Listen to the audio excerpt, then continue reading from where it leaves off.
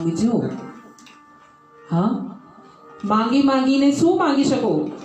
તો માંગવામાં એ કહેવામાં આવ્યું છે કે વાણિયાનો દીકરો હંમેશા સજ્જન ને સદબુદ્ધિવાળો ને સાણો કહેવામાં આવ્યો. વાણિયાના દીકરા, વાણિયાનો દીકરો એકલો જ સાણો એવો કહેવામાં આવ્યો સંસારમાં, સમાજમાં, કે એની વાત એક છે કે એક વાણિયાના દીકરાએ પોતે ધ્યાન ધરવાનું શરૂ કર્યું પ્રભુનું.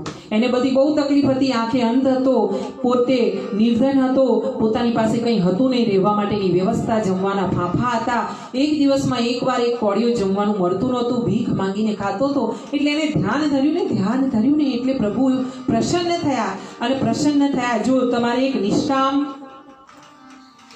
સેવા, નિષ્કામ નામ સ્મરણ, અને એક સકામ એટલે કે તમારે કંઈ જોઈતું હોય ને તમે નામ સ્મરણ કરો. અને બધી રીતે, બે રીતે નામ સ્મરણ કરો છો ને ત્યારે પ્રભુ ખુશ થાય છે.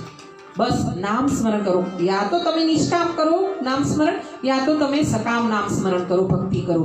પણ બંને રીતે પ્રભુ તમારાથી રીઝે છે. એટલે એટલા માટે કે ચાલો કોઈ આ સંસારના આટલા બધા જીવોમાંથી કોઈએ તો મારું નામ સ્મરણ કર્યું, કોઈએ મારા નામનો આધાર તો લીધો.